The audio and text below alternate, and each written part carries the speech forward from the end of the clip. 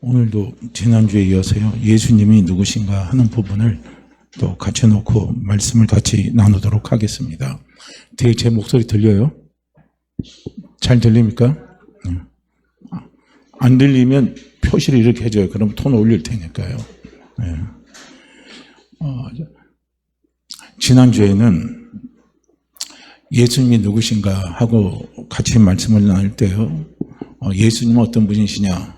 예수님은 나를 사랑한다는 사랑의 확증으로 하나님이 보내주신 분이 바로 예수 그리스도입니다.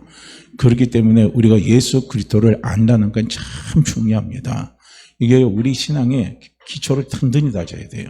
기초가 든든히 다져지지 않으면 폭풍과 오고 홍수가 오면요, 그냥 하루아침에 전부 다 무너져 버립니다.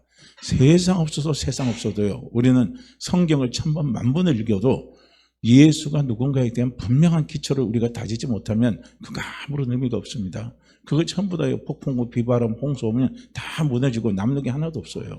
그렇기 때문에 우리가 성경을 많이 읽는 것도 중요하지만 많이 읽기 전에 우리에게 정말 중요한 것은 무엇이냐면 예수님이 누구신가를 자꾸 묵상을 하시라는 거예요. 예수님이 누구신가를 자꾸 묵상이라는 것은 뭡니까? 조용히 생각도 하고, 그 다음에 예수님이 누구신가를 우리가 생각한 것을 우리 입술로 고백하는 거예요. 그러니까 우리 입술로 고백하는 게 우리가 중얼중얼 거리면서 고백하는 게 있고요. 때로는 힘들고 고통스러울 때 예수님이 누군가를요, 우리가 소리를 막 소리를 질러가면서 있잖아요.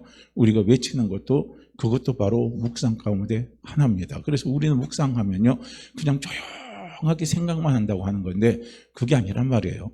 사람은 그 상황과 형편과 여러 가지에 따라서 묵상의 종류가 달라집니다. 그렇기 때문에 우리가 예수님이 누군가, 힘들 때마다 예수님이 누구신가를 우리는요, 자꾸 곱씹어 보세요. 우리 지난주에는 예수님은 하나님이 나를 사랑하는 확증으로 예수님을 보내주셨습니다. 그러니까 그 어떤 것도요, 하나님의 사랑에서 나를 끊을 수가 없습니다. 그 하나님의 그 사랑이 있기 때문에 우리는 넉넉히 승리한다 하는 것을요, 사도 바울은 로마서 8장에서 자기의 신앙의 고백을 통해서 우리에게 가르쳐주고 있는 거예요. 그만큼 사도 바울은 예수님의 사랑에 대한 분명한 확신이 있었습니다. 그러니까 오늘 우리도요, 자꾸 그 믿음을 달라고 기도하시기 바랍니다. 내가 누군가의 절대적인 사랑을 받고 산다는 거 얼마나 축복된 일입니까? 얼마나 감사한 일입니까? 내가 얼마나 소중한 존재입니까? 근데 나는요, 사람에게 절대적인 사랑을 받는 것이 아니라 하나님입니다. 천지를 창조하시고 천지를 만드신 이 하나님 아버지께 절대적인 사랑을 받고 사는 사람입니다. 그러면요, 나는요, 쓰러질래야 쓰러질 수가 없어요. 그렇기 때문에 내 인생은요, 망할래야 망할 수가 없는 거예요. 우리 읽고 가시길 바랍니다. 자꾸 우리가 힘들고 어려울 때서요, 우리는 뭘 자꾸 묵상합니까? 힘들고 어려운 환경을 자꾸 묵상하는 거예요. 내가 힘들고 어려운 환경 아무리 묵상해봐야 거기에 길이 나옵니까? 그것 때문에 내가 잠 못 자고 그냥 계속적으로 괴로워해보세요. 문제가 해결되는 그 길이 있습니까? 오늘 우리나라도 지금 아주 정치적으로 급박한 상황 아닙니까? 어제도 저도요, 그거 보려고 하다가 그냥 나중에 간이 막 조마조마 막 졸이더라고요. 왜냐면 그게 윤석열이 한 사람의 일이 아니거든요. 왜냐면 우리 국민 전체의 일입니다. 그렇기 때문에 촉각을 세울 수밖에 없는 거예요. 그 문제가 근본적으로요, 그 문제가 지금 그런 문제를 가지고 내가 하루 종일 묵상하고 잠 안 자고 묵상한다 할지라도 그 문제가 해결되겠습니까? 그 문제가 해결되고 나라가 잠잠하고 나라가 조용해지려면 가장 중요한 게 무엇인 줄 아십니까? 예수님을 묵상하면 됩니다. 예수님을 자꾸 묵상하고 예수님을 바라보고 예수님이 어떤 분인가를요, 우리는 자꾸 고백하고 입술로 고백하면서 우리가요, 이 나라의 모든 환경을 주께 맡겨버리는 거예요. 오늘 예수 그리스도, 하나님이 가장 사랑하는 내가 있는 이 나라를, 이 민족을 하나님께서 망하게 하시겠습니까? 어때요? 그럴 것 같아요? 안 그럴 것 같아요? 예? 안 그렇습니다. 소돔과 고모라는요, 의인 10명이 없어서 멸망을 당했지만 오늘 이 땅에는요, 의인 10명 이상이 많습니다. 정말 10명이 많은 거예요. 우리 교회 안에만 세워보세요. 의인이 얼마나 많습니까? 그렇기 때문에 우리나라는, 우리 민족은 하나님이 망가뜨리지 않습니다. 하나님이 우리나라 우리 민족을요 절대로 어려운 상으로 만들어주지 않는다고 저는 믿어요. 그렇기 때문에 우리는 그 하나님을 믿고 어떻게 합니까? 하나님 앞에 이 나라의 축복을, 이 나라의 회복을, 이 나라의 번영을 위해서요 우리는 하나님 앞에 자꾸 기도하시기를 바랍니다. 뭐 저기 저당 더불어당 욕해도, 그 다음에 빨간 당 욕해도 해결될 길 하나도 없습니다. 욕해봐야 우리 마음 상하고, 마음 상하니까 별로 짜증나고 좋은 일이 일어나질 않아요. 그렇기 때문에 우리가 해야 할 일은 이럴 때일수록 예수 그리스도를 묵상하시길 바랍니다. 그러면 예수 안에 다 길이 있어요. 예수 안에 회복이 있고, 예수 안에 번영이 있고, 예수 안에요 이 나라가 다시 놀랍게요 성장해 가는 길이 예수 안에 있습니다. 자, 오늘 이제 두 번째로 예수님은 누구신가? 오늘 예수님이 누구신가 두 번째 결론적으로 말씀을 드린다면 예수님은 우리에게 두 가지입니다. 생명을 주고 우리의 삶을 더 풍성하게 하시기 위해서 하나님이 예수님을 이 땅에 보내신 거예요. 그래서 예수님은 누구신가? 우리에게 생명을 주시는 분이 예수 그리스도입니다. 예수님은 누구신가? 우리에게 풍성한 삶을 살도록 하시는 분이 예수 그리스도입니다. 오늘 본문 말씀도 보시게 되면 예수님이 아주 대조적으로 비교하면서 예수님이 당신이 오신 목적을 제자들에게 오늘 우리에게 말씀하고 있는 모습을 볼 수가 있습니다. 도적이 오는 것은 세 가지를 이야기하죠. 도둑질하고 죽이고 멸망시키는 것뿐이라 이렇게 말씀을 하고 있습니다. 그래서 오늘 함께 읽고 오늘 지금 제가 읽은 이 부분을요 원문으로 직역을 하게 되면 어떻게 나오냐면요. 도적은 만일 도적질하고 죽이고 멸망시키는 것이 아니라면 오지 않는다는 거예요. 만이라는 조건을 붙여서 직역이 그렇게 되어 있어요. 만일 도적이 도적질하고 죽이고 멸망시키는 일이 아니면 도적은 절대로 오지 않는다는 소리입니다. 이 말은 결론은 뭡니까? 도적은 도적질하고 죽이고 멸망시키는 존재가 바로 도적이라는 거예요. 이 도적은 누구를 이야기합니까? 우리가 영적으로 보면요. 마귀, 사탄, 귀신들을 이야기하는 거예요. 이게 도적입니다. 그러나 그 당시 시대적인 종교적인 상황을 보게 되면 예수님이 비유로 말씀하셨지만요. 이때 있는 도적은요. 바리새인들, 율법주의자들, 사두개인들 이런 사람들이 전부 다 도둑질입니다. 오늘 우리는요. 영적인 부분으로 우리가 해석을 해서 받아들이시기를 바랍니다. 사탄이 역사하고 귀신이 역사하는 것은요. 우리를 도둑질하고 죽이고 멸망시키는 거예요. 그렇기 때문에 오늘 우리도요, 나라의 상이 이렇게 급박하면 급박할수록 나가서 서로가 그냥 양쪽에서 극단적인 대기로 달려가서 이렇게 하는 게 아니라 그거 누가 좋아하는 겁니까? 그거 누가 일으키는 계획입니까? 우리가 성경을 보면 딱 답이 나와요. 분명하게 그림이 나오는 거예요. 우리는, 예수 믿는 우리는 어떻게 합니까? 이것을 알았기 때문에 우리는 반대적인 방법을 취해야 된다는 거예요. 그럴 때일수록 우리에게 필요한 것은 예수의 이름을 부르시길 바랍니다. 예수의 이름을 부르시길 바랍니다. 자꾸 예수의 이름, 예수의 이름, 예수의 이름, 예수의 이름을 자꾸 선포하는 거예요. 왜 예수님을 선포하는 게 그만큼 중요하냐? 이제 그 다음에 예수님이 대조적으로 말씀을 하시는 거예요. 자, 내가 온 것은, 그랬어요. 내가 이 땅에 온 것은 양으로 생명을 얻게 하고 그랬습니다. 양은 세상 사람들, 오늘 우리입니다. 양으로 생명을 얻게 하고 더 풍성히 얻게 하려는 것이라 라고 말씀하고 있습니다. 예수님, 내가 이 땅에 왜 온 줄 아니? 내가 너에게 생명 주기 위해서 왔다 이거예요. 생명입니다. 그럼 그 생명이 어떤 생명을 이야기합니까? 하나님의 생명을 이야기하는 거예요. 그러니까 요한복음에 보면 그렇게 사도 요한이 이야기를 하고 있어요. 예수 안에는 무엇이 있느냐? 하나님의 생명이 있다는 거예요. 예수 안에 하나님의 생명이 있습니다.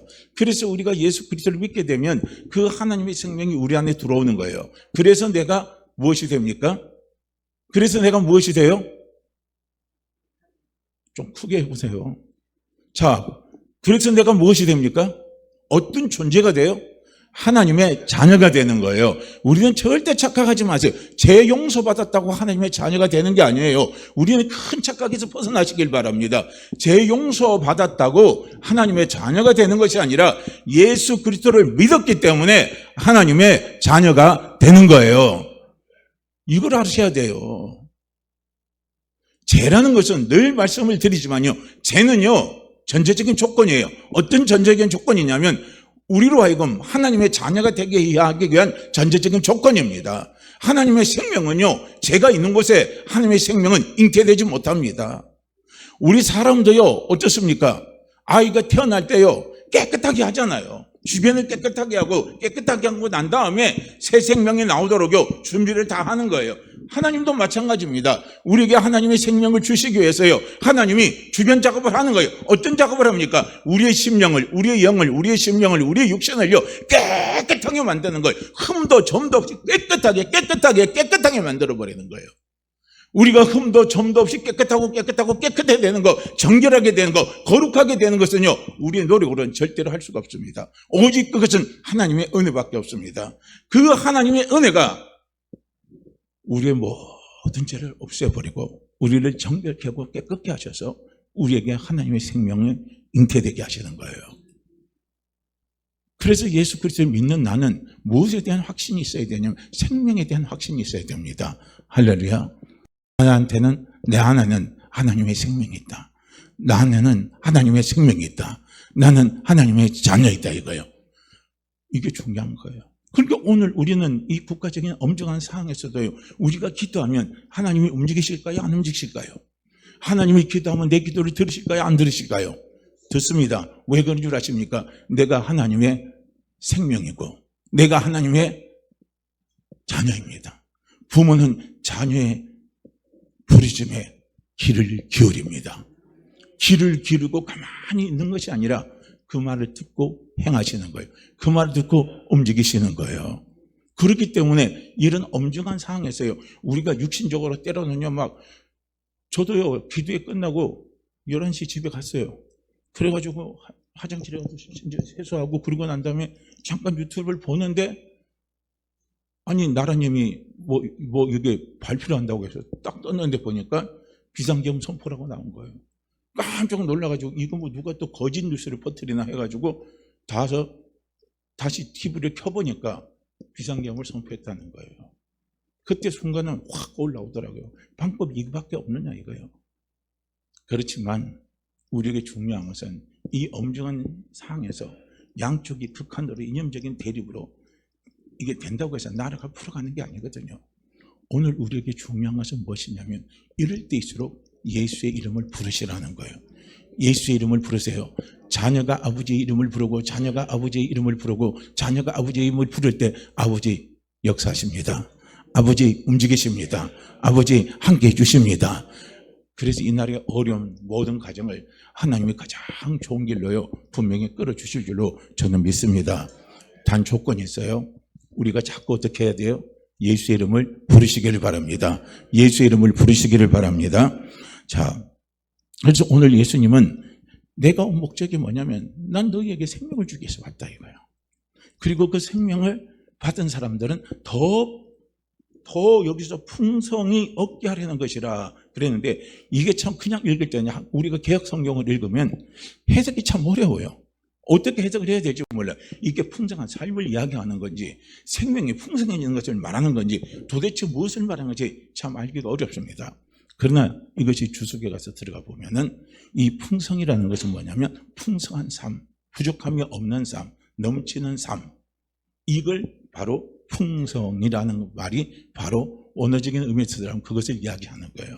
그래서 예수님이 오신 목적은 나에게 하나님의 생명을 주시고 생명을 가진 자이기 때문에 하나님은 자녀의 당신의 그 자녀가 부족한 삶을 살기를 원해요? 풍성한 삶을 살기를 원해요?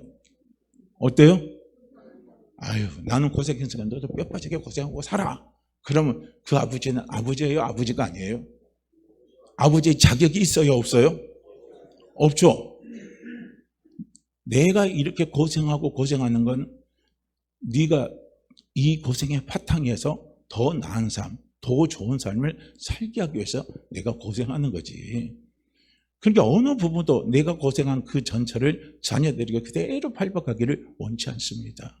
그러니까 하나님의 생명은, 그러니까 하나님의 생명이 잉태된 곳에 하나님이 원하시는 마음은 무엇이냐면요, 풍성한 삶을 살아라는 거예요. 부족함이 없는 삶을 살아라는 겁니다.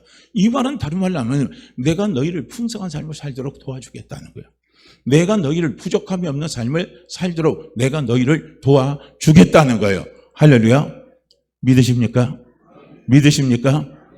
바로 그거예요. 그러니까 예수님은 누구시냐? 우리는 힘들고 어렵고 부족함이 느낄 때마다, 결핍이 우리에게 찾아올 때마다, 그것 때문에 눈물이 날 때마다 그 결핍을, 그 부족함을 계속적으로 곱씹는 거예요. 곱씹는 거예요. 오늘도 돈이 얼마가 필요한데, 돈이 나가야 되는데, 지금 내 가정이 이렇게 돼서 이거 안 되면 파국이 되는데, 그 파국만 자꾸 생각하고 파국만 자꾸 생각하는 거예요. 아니에요. 그럴 때일수록 예수를 생각하시기 바랍니다. 예수 그리스도를 생각하시기 바랍니다. 예수 그리스도는 결핍을 채워주십니다. 내 결핍을 채워주시는 거예요. 내 부족함을 채워주십니다. 그래서 우리로 하여금 부족함이 없는 삶, 풍족한 삶, 그 삶을 살도록 도와주십니다. 우리가 분명히 한번 보세요. 원래 하나님은 우리 인간을 만드실 때요, 하나님의 형상대로 만들었다고 창세기 1장에서 이야기하고 있죠. 하나님의 형상입니다. 그렇기 때문에 원래 인간이 만들어질 때 하나님의 지정의를 닮은 거예요, 우리가. 그러니까 우리가 하나님의 지정의를 닮은 존재로 하나님 우리를 창조하셨어요. 그렇기 때문에 우리 지혜가, 우리의 정서가, 우리의 의지가 얼마나 대단한 것을 우리는 알아야 되는 거예요. 그런데 우리 지정의가 지금은 다 파괴가 되어버렸어요. 우리는 지혜가 없어요. 멍청합니다. 그래서 잠언서에서 자꾸 이야기하잖아요. 자꾸 이야기해요. 너희가 지혜로운 사람이 되라. 지혜로운 사람이 미련한 사람이 되고 미련한 사람이 되지 마라. 오만한 자가 되지 마라 그러잖아요. 그럼 지혜가 무엇입니까? 하나님을 아는 게 지혜예요. 예수 그리스도를 아는 게 지혜입니다. 이게 지혜예요. 그래서 우리는 지혜로운 자가 돼야 되거든요. 그런데 우리는 어떻게 됩니까? 우리 지혜가요, 타락 이후에 그 지혜가 전부 다 미련한 것으로 바뀌어버렸어요. 우리의 정서가요, 항상 우리의 감정, 정서는 늘 자신감이 있습니다. 사랑으로 충만합니다. 늘 은혜가 넘치게 돼 있어요. 모든 것을 보고 모든 것을 판단할 때는 전부 다 긍정적으로 좋게 다 판단하도록 하나님께서 그렇게 우리를 만들어 놓으신 거예요. 왜냐하면 하나님이 보시는 모든 것들은요, 하나님은 다 좋게 보이는 거예요. 하나님 뭐 어떤 것이 나타날지라도 하나님한테는요, 염려가 없어요. 왜 그런 줄 아십니까? 하나님은 전능하신 분이고 하나님은 전지하신 분이기 때문에 하나님의 이 감정에는 두려움이 없는 거예요. 이 하나님의 이 감정 속에서는요, 미움도 없습니다. 이 하나님의 감정 속에서는요, 항상 담대함입니다. 그런데 우리를 원래 하나님이 그렇게 만들어 놓으신 거예요. 그리고 의지입니다. 그래서 사람의 의지가 얼마나 약합니까? 그래서 사람은요, 믿지 못하는 거예요. 남편 믿지 마시고 아내 믿지 마시고. 그래서 의처증 갖고 사실하는 게 아니에요. 의부증 갖고 사실하는 게 아닙니다. 의지하지 말라는 거예요. 할렐루야. 의지하지 말라는 것은 사람은요, 의지가 박약한 사람입니다. 요즘은 작심삼일이란 말도 안 하더라고요. 요즘에 TV에 나와서 연예인들이 하는 말은 뭐라고 하냐면 작심 3시간이 뭐 이렇게 이야기를 해요. 작심 3일이냐? 난 작심 3시간도 안 된다 이거야. 우리는 내가 작정한 거 3시간도 못 버텨요. 우리 마음이 그렇게 해요. 순식간에 다 바뀌는 거예요. 왜 그런 줄 아십니까? 우리는 의지가 박약하기 때문에 그래요. 왜 우리가 이렇게 비참한 사람으로 바뀌어버렸냐 이거예요. 이렇게 비참한 사람으로 바뀌어버린 이유는 뭐냐면 하나님의 형상이 파괴되어 버렸어요.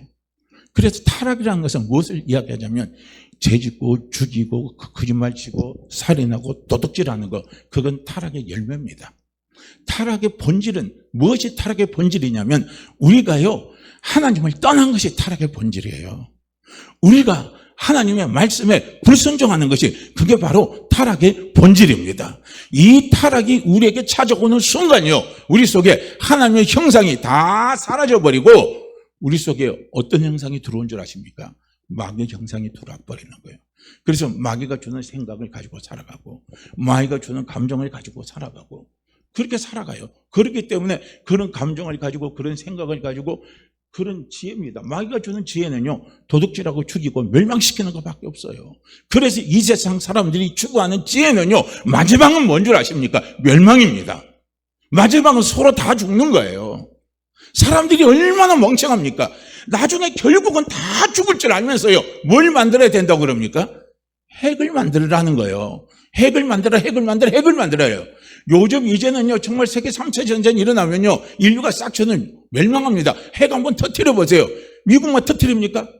러시아가 터뜨립니다. 우리도 핵 갖고 있으면 우리도 핵 터뜨립니다. 북한도 핵 터뜨립니다. 이 지구상에 살아날 사람은 누가 있습니까? 이게 멍청한 짓이라는 거예요. 사람은 쓰려고 만든 것이지 안 쓰려고 절대 만들질 않습니다. 아무리 사람은요 선한 의도로 사람의 무엇을 만들고 무엇을 조직했다 할지라도 이미 타락한 사람의 형상 속에서는 마귀의 형상이 있습니다. 마귀의 형상이 있기 때문에 결국은 사람이 하는 마지막의 결과는 뭡니까? 서로 죽이는 거예요. 멸망시키는 거. 이것밖에 없다는 겁니다. 우리는요 그걸 알아야 된다는 거예요. 그래서 타락하고 난 이후에 우리의 지정의가 전부 다요 마귀가 주는 지정의로 싹 바뀌어버린 거예요. 그러니까 두려움 잡죠. 그러니까 미움이 찾아오죠. 그러니까요 근심하죠. 그러니까 염려하죠. 서로 못 믿죠. 누구 탓하면서 살아가죠. 이렇게요 우리가 바뀌어버린 겁니다. 얼마나 비참하게 우리가 바뀌어버렸습니까? 우리는요 타락하기 이전에요 우리의 지혜, 우리의 감성 얼마나요 우리의 의지가 얼마나 아름다운지 우리는요 창세기 1장과 2장을 통해서 우리는 볼 수가 있다는 거예요. 우리는 창세기 1장과 2장을 통해서요 찾아낼 게 그걸 찾아내는 거예요. 마귀의 형상으로 우리의 하나님의 형상이 파괴될 때 사람의 감정, 사람의 지혜, 사람의 의지가 어떻게 나타난가를 봐야 되는 것이고, 하나님의 형상을 그대로 갖고 있을 때 사람의 지혜와 사람의 의지와 사람의 뭡니까? 정입니다. 마음이 어떤 모습인가를 우리는 볼 수 있어야 되는 거예요. 한번 보세요. 저는 이 아담의 지혜가 엄청난 거예요. 지금도 그러잖아요. 세계에 있는 모든 동식물들 이름을요, 슈퍼컴퓨터 갖다 놔도요, 지금 그 이름을 못 짓는다는 거예요. 그런데 성경은 무엇을 이야기하고 있습니까? 하나님이 자기가 만들어 놓은 걸작품입니다. 그 걸작품이 얼마나 그 작품이 정말 있잖아요. 아름다운 작품인가를 하나님이 보시기 위해서요, 아담 앞에 무엇을 지나가게 하냐면 각종 짐승과 공중에 나는 모든 생물, 나는 새들이 아담 앞에 싹 지나가게 하고, 그리고 아담 보고 너 갈 때마다 이름 한번 지어봐 하고 하나님이 아담에게 뭘 주셨습니까? 과제를 주셨어요. 근데 그 과제를 받을 때 어떻게 합니까? 아담이 아유 못해요. 그거 내가 어떻게 해요? 이름 짓는 거, 한 사람 이름 짓는 것도 힘들고 어렵고 고통스러운데 제가 얼마나 그 많은 수많은 저도 몰라요. 세상에 얼마나 많은 종류의 종의 동물들이 있는지, 얼마나 많은 종류의 종의 새들이 있는지 저도 모릅니다. 제가 그걸 어떻게 해요? 우리는 당장 뒤로 나가 떨어질 겁니다. 그런데 아담은 어떻게 합니까? 탁 갈 때마다 이름을 지어주고, 탁 지나갈 때마다 이름을 지고, 이름을 다 지어줬어요. 그러니까 아담의 지혜가 얼마나 지혜가 충만합니까? 우리가 지혜만 있으면요, 만사 형통입니다. 무슨 일을 만나도 염려하고 걱정하지 않습니다. 지혜가 부족하기 때문에, 지혜가 없기 때문에 염려하고 걱정하고 두려워하고 근심하고 잠 못 자는 삶을 우리가 살아가는 거예요. 지혜만 있으면요, 그런 문제 싹 사라져버립니다. 할렐루야. 나는 미련해요. 나는 의존해요. 나는 아무것도 알 수 없어요. 그러나 미련한 내가요, 지혜로운 방법이 있습니다. 내가 지혜로운 자를 붙들고 가면 되는 거예요. 어떤 사람이 그런 말을 하더라고요. 자기는 주식을 크게 투자해서 큰 돈은 안 번대요. 그런데 주식을 쫀쫀하게 투자해가지고, 쫀쫀하게 벌어가지고, 쫀쫀하게 용돈을 갖다 쓴대요. 그러면 어떻게 해서 갖다 썼느냐 하고 이제 이야기를 들어보니까 그렇대요. 그 회사에 주식에 대한 대가가 있대요. 주식을 아주 잘하는 대가가 있대요. 그 사람이 말하는 주식만 사면 그 주식이 대박으로 터진대요. 근데 한번 보니까 회사에서 이야기를 하더라는 거예요. 그 주식 전문가들이. 오늘은 어떤 주를 사고 어떻게 하고 이거 하면 돼, 이거 올라갈 거야. 자기들끼리 이야기하는 걸 가다가 기동량으로 들었어요. 들은 걸 갖고 가서 사봤어요. 사니까 아닌 게 아니라 올라가더라는 거예요. 바로 그거예요. 나는 주식에 대해서 깡통이지만요, 주식에 대한 대가 이야기만 들면요, 나도 대가의 반열로 드는 거예요. 다른 거 없어요. 그러니까 나는 지혜가 없지만요, 지혜 있는 사람으로 내가 되는 것은요, 딱 하나밖에 없어요. 지혜의 근원이십니다. 지혜의 근원이신 우리 주님입니다. 우리 주님 앞에 모든 지혜가 다 있거든요. 그러니까 우리는 주님 붙들만 가면요, 주님 붙들만 가면 사람들이 그런 말을 해요. 너같이 멍청한데 어떻게 그렇게 똑똑해졌어? 너같이 바보 같은 애가 어떻게 그렇게 똑똑해졌어? 그런 말 해요. 근데 우리는 어떤 말이에요? 나 몰라. 나 아무것도 몰라. 난 그냥 예수님 앞에 기도한 것뿐이야. 난 하나님 앞에 기도한 것뿐이야. 내가 한 거 하나도 없어. 야, 기도한다고 그게 되냐? 성경 읽는다고 그게 되냐? 멍청한 사람은 그렇게 이야기합니다. 아무리 이야기해도 못 알아들어요. 그러나 우리는 지혜가 무엇인지를 아는 사람은요, 그렇게 말하는 순간 알아들어요. 왜냐? 예수님이 누구십니까? 나를 부족함이 없는 삶을 살도록 예수님이 이 땅에 오셨습니다. 예수님이 누구십니까? 나를 풍성한 삶을 살게 하시기 위해서 예수님이 이 땅에 오셨습니다. 그렇기 때문에 우리가 예수를 붙들고 가게 되면, 예수를 믿고 가게 되면 그 예수 안에요, 풍성케 되고 부족함이 없는 삶을 사는 길이 열리는 거예요. 할렐루야. 우리나라도 한번 보세요. 어제도 국회의장이 그 말 하대요. 우리 대한민국이 어떤 나라입니까? 우리가 식민지 있잖아요. 생활했던 그 나라에서 유일하게 우리의 선주국의 반열을 올라가고 정말 아름다운 민주주의의 모습을 꽃피운 그런 나라가 우리 대한민국입니다 라고 이야기를 하더라고요. 그런데 우리가 식민지 시절에 있을 때 우리가 교회사를 보게 되면요, 식민지 시절이 얼마나 암울합니까? 얼마나 힘이 들어요. 아무런 고통이 없습니다. 아무런 고통이 아니라 아무런 희망이 없는 거예요. 그래서 젊은 사람들이, 유학 갔다 온 사람들이, 많이 배운 사람들이 타락을 한 거예요. 허무지로 다 빠져버린 거예요. 술 먹고 뭐하고 그냥 가서 그렇게 하는 거예요. 그런데 어떤 사람은 이런 암울한 시대에 희망을 걸었어요. 누구에게 희망을 걸었습니까? 예수님께 희망을 걸었어요. 예수 그리스도께 희망을 걸고 예수님 믿고 예수님 의지하고 예수님 바라보고 나오기 위해서요, 사람들이 교회로 나오기 시작한 겁니다. 예수님을 의지하기 시작한 겁니다. 예수님께 부르기 시작한 거예요. 그러면서 이 나라의 경제가 급성장하는 그하고요, 교회가 성장한 거 같은 맥락으로 끌고 가요. 잘 살아보세요. 그게 원래는 찬송가를 하려고 했다는 거예요. 근데 그걸 하려면 박정희 대통령이 그걸 하게 되면 어느 특정 종교에 지나칠 것 같아가지고 그 말을 안 했다는 거예요. 잘 살아보세요. 그게 박정희 대통령이 어디서 왔냐면은 우리도 하면 된다 이거예요. 그래서 우리는 잘 살아보자 이거예요. 그래서 곡을 만들어서 한 거래요. 하나님 의지했어요. 하나님께 부르짖었어요. 그렇게 경제가 살아납니다. 나라가 부강한 나라가 됩니다. 한국도 처음에 우리가요, 일제시대 때는요, 몇십만밖에 안 됐어요. 조금 있다가 보니까요, 이제는 100만이 넘습니다. 그 다음 쭉 올라가니까 한 몇백만이 올라가요. 그리고 1000만, 1200만까지 지금 쫙 올라가잖아요. 급속도로 이렇게 올라갑니다. 우리나라가 이렇게 급속도로 올라갈 때요, 교회 성장도 똑같이 이렇게 급속도로 올라간 것을요, 도포해 보면 똑같이 나와요. 참 신기합니다. 왜 그런 줄 아십니까? 그게 바로 무엇을 우리에게 입증하는 겁니까? 하나님 예수 이름을 부를 때 그 하나님이 우리에게 풍성한 삶을 살도록 이끌어 주시는 거예요. 부족함이 없는 삶을 살도록 이끌어 주시는 거예요. 주는 자의 삶을 살 수 있도록 이끌어 주시는 거예요. 그래서 되는 거예요. 그래서 예수님이 누군가를요, 우리는요, 지식으로 알지만 이제는 이 예수님이 누군가를요, 내 삶의 문제 속에서 경험해 보시기를 바랍니다. 경험한 지식은 살아있는 겁니다. 그러나 책으로만 보고 그리고 듣기만 한 그 지식은요, 살아있는 지식이 아니에요. 그건 죽은 지식입니다. 우리가 살아있는 믿음, 살아있는 지식이 중요한 것이지, 죽은 믿음, 죽은 지식은요, 우리의 삶에 하나도 도움이 안 됩니다. 그래요, 안 그래요? 살아있는 게 도움이 되는 거예요. 한번 보세요. 횟감도 한번 보세요. 죽은 횟감하고 살아있는 횟감하고요, 가격 차이가 하늘과 땅 차이입니다. 딱 그저 해가 팔딱팔딱거리고 자연산으로 살아있는 순간에는 횟값이 확 올라가는데, 해가 득 죽어갖고요, 생선이 딱 죽어갖고 나오면요, 그 다음에 꼬들박질 치는 거예요. 엄청난 차이가 있는 거예요. 우리의 믿음은 살아있는 믿음이 돼야 됩니다. 오늘 우리는 하나님의 말씀에 대한 지식은 살아있는 지식이 돼야 된다는 거예요.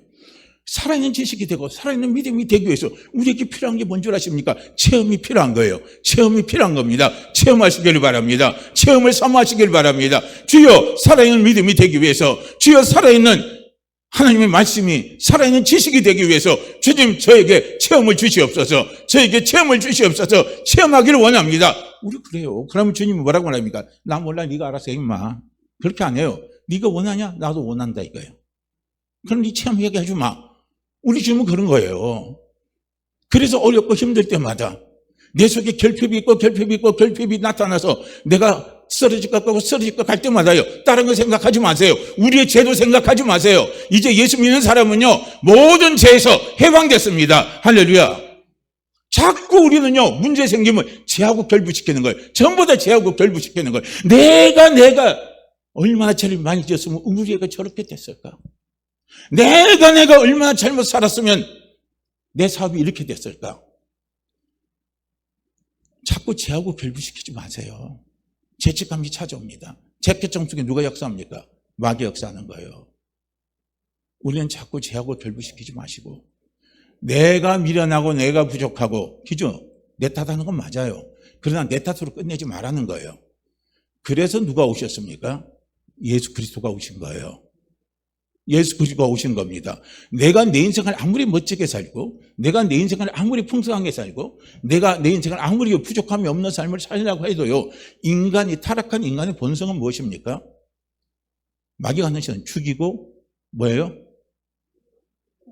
멸망시키고 또 뭐죠 하나가? 도둑질하고 죽이고 멸망시키고. 그러니까 도둑질 당했으니까 돈이 있어요 없어요? 돈이 있어요 없어요? 없죠. 자신감 도둑질 당했으니까 자신감이 있어요 없어요? 평안 도둑질 당했으니까 평안이 있어요 없어요? 기쁨 도둑질 당했으니까 기쁨이 있어요 없어요? 없죠. 바로 그거예요. 도둑질 당해서 없는 거예요. 그래서 내가 인간의 힘으로 내 힘으로 아무리 내가요 부족함이 없는 삶, 풍성한 삶, 평안한 삶을 살려고 노력해도요 안 돼요. 그것은 근본적으로 누구에게 다시 우리는 되찾아와야 되는 거예요. 그래서 예수님이 다시 주시는 거예요. 예수님이 다시 주시는 거예요. 네가 빼앗겼냐? 그럼 내가 다시 너에게 기쁨을 주마. 너에게 평안을 주마. 너에게 담대함을 주마. 너에게 감사를 주마. 너에게 형통하는 삶을 살도록 부족함이 없는 살도록 내가 도와주마 하고요. 주님이 오신 겁니다. 이걸 아셔야 돼요. 그래서 우리가 결핍이 찾아올 때는 그 결핍을 가지고 묵상하지 마시길 바랍니다. 그리고 그 결핍과 자꾸 연결지어서 죄 때문에 그렇다고 자꾸 생각하지 마시라는 거예요. 내 실수는 인정하세요. 할렐루야. 주님 앞에 인정하세요. 제가 미련해서 제가 부족해서 우리 가정을 망가뜨렸어요. 내 자녀에게 상처 줬어요. 내가 나에게 상처 줬어요. 내가 다른 사람에게 상처 줬어요. 내가 미련해서 사업이 안 됐어요. 사업이 힘들어서 사업이 어려워요. 주님 도와주세요. 주님 도와주세요. 주님 저를 도와주셔서 저에게 풍성한 삶을 살도록 이끌어 주시게 주님 오시지 않았습니까? 주님 저를 도와주십시오. 주님 저를 도와주십시오 하고 그렇게 주님께 구해보시라는 거예요. 이건 꼭 체험하기를 저는 부탁드립니다. 우리가 반드시 그게 찾아와요. 우리가 일이 꼬일 때는요. 반드시 악한 영은요. 또 도둑질하기 위해서 나를 죽이기 위해서 또 내 속에 또 살아서 움직입니다. 살아서 움직일 때 그때요. 그거 다 무시하고 어떻게 합니까? 주의 얼굴을 바라보며 주의 도우심을 바라보며 우리 주님 계신 보좌로 나오세요. 우리 주님 계신 보좌는 은혜의 보좌입니다. 은혜의 보좌입니다. 은혜의 보좌 앞에 주님은 뭐랍니까? 담대하게 나오라 이거예요. 담대하게 나오라 이거예요. 나오면 우리 주님은 때를 따라 돕는 은혜를 우리에게 베풀어 주십니다. 기가 막혀요. 때를 따라서 돕는 은혜를 경험해 보면요. 우리 속에 걱정이 사라져요. 염려가 사라지고 근심이 사라집니다. 저도요. 목회하면서 그렇지만요. 저도 큰 교회 목회는 해보지 못해요. 이때까지요. 제 목회가 이때까지 100명 이상 되는 교회를 있어 본 적이 없어요. 제가 전도사 때 딱 한 번 했어요. 그때 제가 섬겼던 교회가 40몇 명 나와갖고 개척을 해가지고 어쨌든 하나님이 그 교회를 축복해 주셔갖고 그때 한 150 정도에서 모일 때까지만 제가 있고 그리고 이제 제가 제주도로 갔는데요. 그 후로부터는 제주도에서도 다 갔는데 그때는 한 20명밖에 없더라고요. 그런데 꽉 차서 채워놓은 게 80명입니다. 그렇게 개척해서 왔어요. 왔는데 그걸 100을 못 넘어가요. 그래서 저는 하나님 앞에 기도하는 거예요. 하나님 저는 중대장급밖에 안 됩니까? 좀 대대장 좀 되게 해 주십시오. 왜냐하면 중대장은 110명 정도 다스리거든요. 대대장은 그래도 한 400명 정도 다스려요. 그러니까 가만히 생각해 보니까 중대장도 안 돼요. 소대장이 되는 거죠. 그래서 저도 그렇게 큰 교회를 안 있어 보니까 때로는 모든 걸 교회를 이끌어가고 하다 보면요, 부족한 걸 많이 느껴요. 결핍을 많이 느낍니다. 어떤 때는 심각한 결핍을 느낄 때는요, 진짜 탈진이 오고 이 그루키 상태가 되는 경우도 있습니다. 그런데 그런 경우 있을 때 그럴 때 어떻게 합니까? 방법이 없잖아요. 무슨 목회자가 돈이 있습니까? 무슨 목회자에게 사람이 있습니까? 아무것도 없잖아요. 혼자 서거래하면서 어떻게 합니까? 예수를 바라보는 거예요. 예수님 바라보고 기도하고 예수님 바라보고 기도하다 보면요, 꼭 죽을 것 같은데요, 길을 열어줘요. 참 너무 신기해요. 죽을 것 같은데 길을 열어주는 거예요. 근데 나중에 그러잖아요. 하나님 앞에. 왜 하나님 목회자는 이렇게 밑바닥까지 빡빡 기게 만드십니까? 제가 때로는 기도하다가 그런 말을 했어요. 근데 가만히 뒤돌아보고 생각하면요, 목회자가 밑바닥부터 빡빡 길 때 누구를 알아요? 예수를 아는 거예요. 예수 누군가를 아는 거예요. 목회자가 줄 수 있는 최고의 선물이고 줄 수 있는, 가지고 있는 최고의 힘이 뭔 줄 아십니까? 예수 그리스도입니다. 그래서 하나님이 빡빡 기게 하시는구나. 빡빡 길 때 볼 수밖에 없어요. 사방팔방에 막히면요, 하늘은 안 막혀 있거든요. 우리 주님을 딱 바라보게 되면 길이 나와요. 그러니까 그걸 이렇게 경험을 해보고 나니까 이제는 어렵고 힘든 일이 와도요, 순간은 사람이기 때문에 염려하지만요, 나중에 뒤안을 들켜보요. 받은 복을 세어보아라. 받은 복을 세어보아라. 그래서 받은 복을 세어보면요, 어떻게 합니까? 마음의 평안이 오는 거예요. 마음의 평안이 찾아와요. 또 가면 주님이 도와주시고 또 주님 열어주시니까 주님 바라보고 기도하면 돼. 그러니까 가보면 그렇게 돼요. 그렇게 하나님 역사를 해가시더라고요. 이게 풍성한 삶입니다. 때를 따라서 돕는 은혜를 찾아 살아가면요, 세상 걱정 안 해도 돼요. 내가 큰 돈 안 벌려고 해도 돼요. 내가 뭔가를 위대한 사람이 되려고 안 해도 돼요. 왜냐하면 때를 따라서 그분이 도와주시거든요. 때를 따라서 그분이 도와주시면요, 부족함이 없고, 내가 유명한 사람이 안 되고, 어떤 데 보면 유명한 사람이 되어 있을 수도 있고요. 다 그런 거예요. 그러다 보니까요, 걱정하고 염려할 게 없는 겁니다. 이 풍성한 삶은요, 소유에서 나오는 게 아니에요. 풍성한 삶은 어디에서 나온 줄 아십니까? 누림에서 나오는 거예요. 돈이 아무리 많아도 누릴 줄 모르면 그건 풍성한 삶이 아니라는 거예요. 그 영국의 BBC TV에서 우리 대한민국을 어떻게 정의를 한 줄 아십니까? 대한민국에 엄청난 지금 성중객의 반열로 올라왔어요.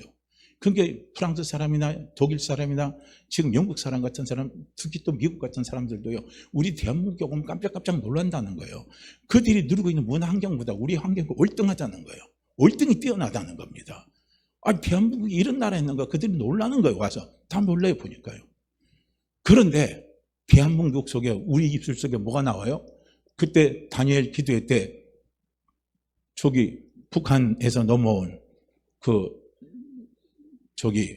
간증하는 사람 들었잖아요. 헬조선 하니까 나만이 지옥이야? 진짜 지옥을 맛을 봐야 알지. 그러면서 헬조선 하는 것들은 전부 다 북조선으로 데려가라는 거예요. 거기 가서 한번 생활해보라는 거예요. 그것이 얼마나 큰 지옥인지 그걸 알지 못하고 배가 부르니까 하는 소리라고 막 이야기를 하잖아요.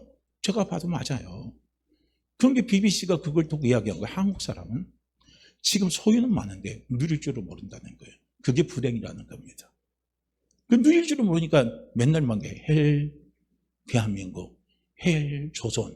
헬이면 뭡니까? 지옥이잖아요. 지옥 같은 대한민국, 지옥 같은 내 나라, 이렇게 생각하는 거예요. 얼마나 이게 비참하고 얼마나 비참합니까?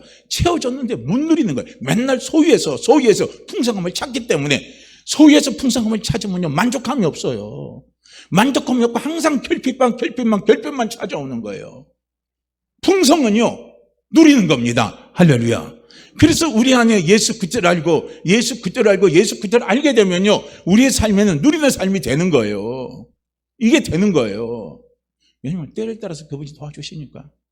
그러게요, 우리 교인들 간에요, 만약에 어떤 거래를 했어요. 뭐 돈을 주고 뭐 빌려줬는데 안 받았어요. 못 받았어요. 그러면 저 집사 저거 그냥 막 그렇게 하지 마세요. 그냥 주님이 저 사람 필요하니까 성금으로 줬다, 그렇게 생각하시고 잊어버리세요. 잊어버리면, 왜냐하면 그 사람도 왜 그래? 빌려가서 왜 안 줬겠습니까? 사람이 나빠서 안 줬겠어요? 돈이 없어서 안 줬겠어요? 무엇이 그렇게 만들었겠어요? 사람이 만들었어요? 돈이 만들었어요? 돈이 그런 거예요. 주고 싶은데 돈이 없는 거예요. 그러다 보니까 그렇게 된 거예요. 그러니까 하나님 저 사람이 필요해서 그런가 보다 하고요. 그냥 놔버리세요. 놔버리고 가난한 자를 돕는 거, 어려운 거 구제하는 거. 하나님 앞에 뭡니까? 우리가요 빌려주는 거라 그랬어요. 그러면 하나님 앞에 빌려주면 하나님 안 갚아주겠어요? 갚아줘요? 안 갚아줘요? 하나님은 갚아주십니다. 내생에서 갚아주고 금생에서 다 갚아주십니다. 그러니까 우리는 그렇게 내버려둬요. 그리고 한번 기다려봐요. 어떻게 하나님 채우시고 어떻게 하나님 역사에 가시는지 한번 보시라는 거예요. 그런데요, 내가 내 것을 놓는 건 참 힘들어요. 그래서 우리가 사실 남을 도와줘야 되는데, 어려운 사람을 도와줘야 된다 할 때 그 어려운 사람에게 자기 것을 포기하고 도와준다는 거예요. 쉬운 게 아니에요. 정말 어렵습니다. 왜냐? 내 결핍이 있기 때문에 그렇거든요. 내가 이거 얼마나 뼈 빠지게 내가 버는 돈인데 이 돈이 나가면 이게 어디서 채워지냐 이거예요. 이런 결핍에 대한 그게 근본적인 이 마음이 그게 있기 때문에요. 남 도와주는 게 쉽지 않은 거예요. 남에게 베푸는 게 쉽지 않은 거예요. 우리는 그게 충분히 이해를 합니다. 그러나 예수 믿는 사람은 그걸 뛰어넘으시라는 거예요. 그게 풍성한 삶이 되는 거예요.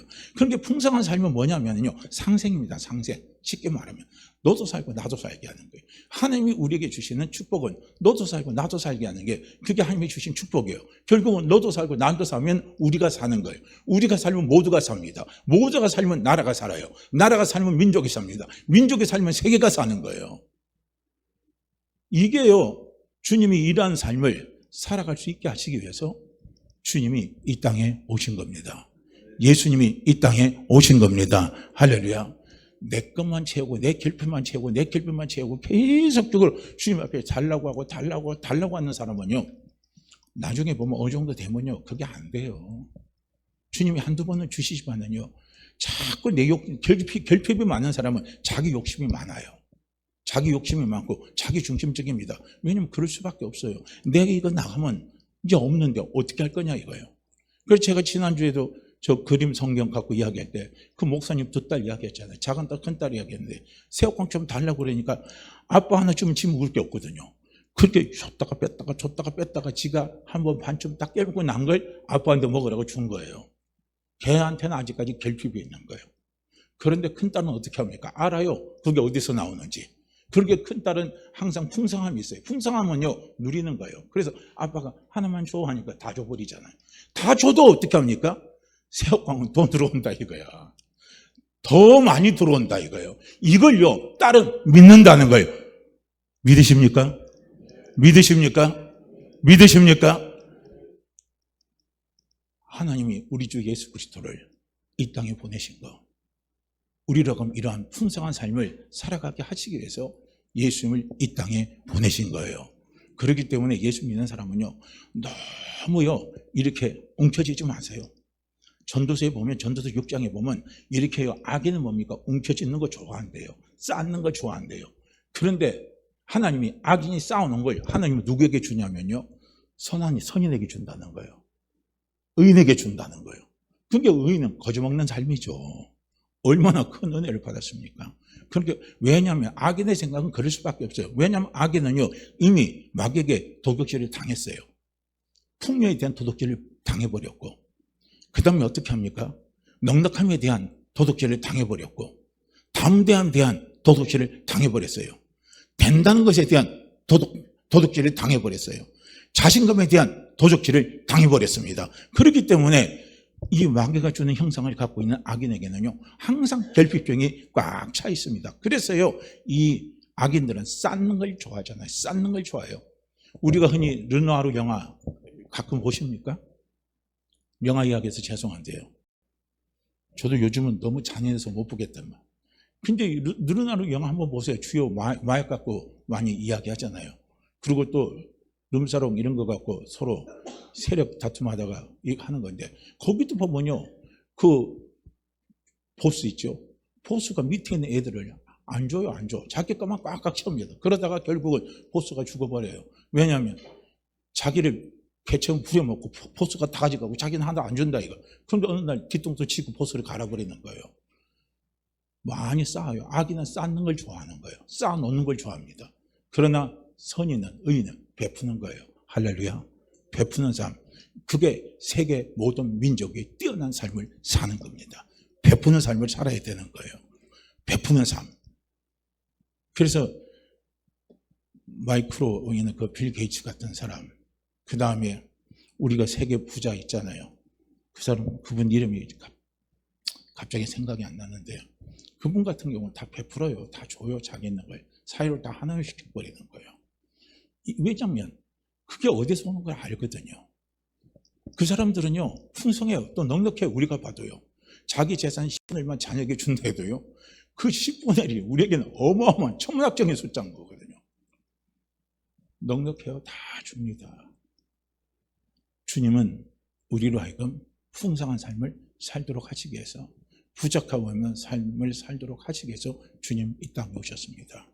그래서 예수 믿으면 우리 안에 하나님의 생명이 들어오고 내 안에 하나님의 생명이 있기 때문에 하나님 그 생명을 누구보다도 사랑합니다. 할렐루야. 제일 사랑합니다. 그 생명이 어떻게 해서 얻어지는 생명입니까? 십자가에서 엄청난 해산의 고통을 통해서 낳은 생명이 오늘 납니다. 할렐루야.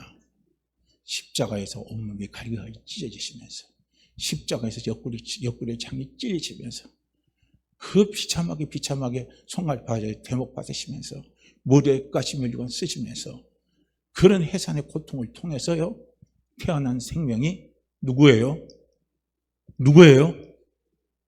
그 생명이 누구예요? 납니다. 그래서 하나님 나를 보면요 애틋한 거예요. 저 자식 저거 어떻게 태어난 건데, 저도 그래요.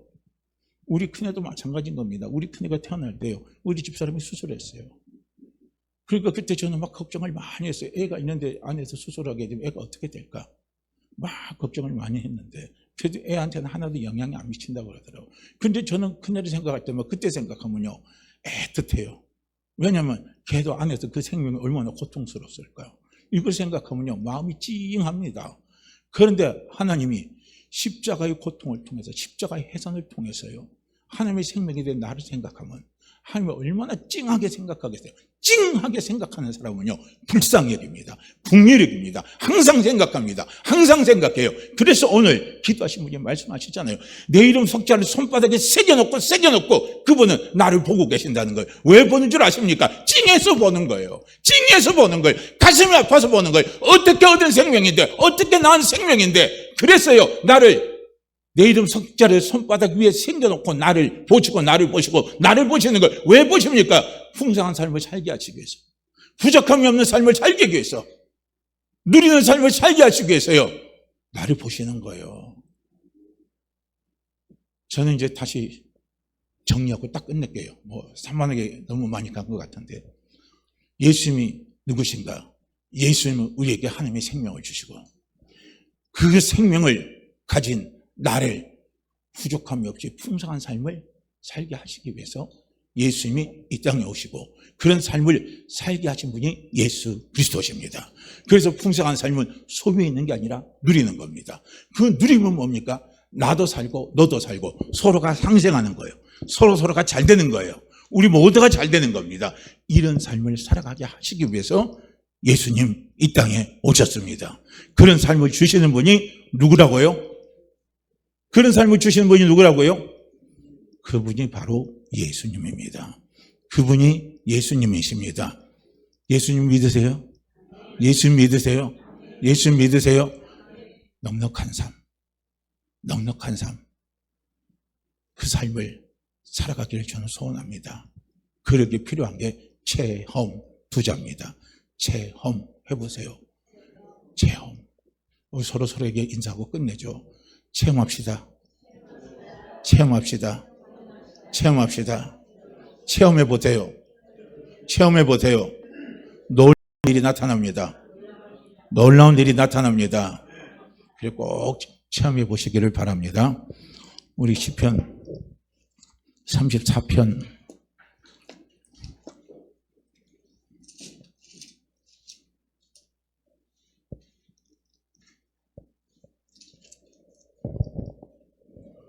34편 8절 말씀 우리 함께 읽고 그리고 기도하고 우리 이제 기도하도록 하겠습니다. 시편 34편 8절입니다. 함께 읽죠.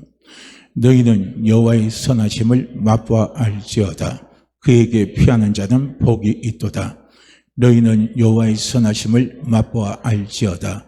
그에게 피하는 자는 복이 있도다. 너희는 여호와의 선하심을 맛보아 알지어다. 그에게 피하는 자는 복이 있도다. 여호와의 선하심은 은혜입니다. 그 은혜를 한번 맛을 보라는 거예요. 그러면 송두굴보다 더 달고 더 답니다. 이걸 우리는 경험할 수 있어요. 자, 우리 이 시간 함께 같이 기도합니다. 주여, 결핍이 찾아올 때 여호와의 선하심을 맛보기를 체험하기를 소원하는 마음을 성령님 주시옵소서. 그 마음을 가지고 기도할 때 성령님 체험을 주십시오. 그래서 내 삶에 궁핍함이 없는 삶, 결핍함이 없는 삶, 풍성한 삶, 부족함이 없는 삶, 그런 삶을 살아갈 수 있도록 도와 주시옵소서. 우리 다 함께 주여 한번 외치시고 기도합니다. 주여, 오 할렐루야. 하나님 아버지, 할렐루야 아버지, 이 시간 아버지 앞에 머리 숙여 감사함으로 감사.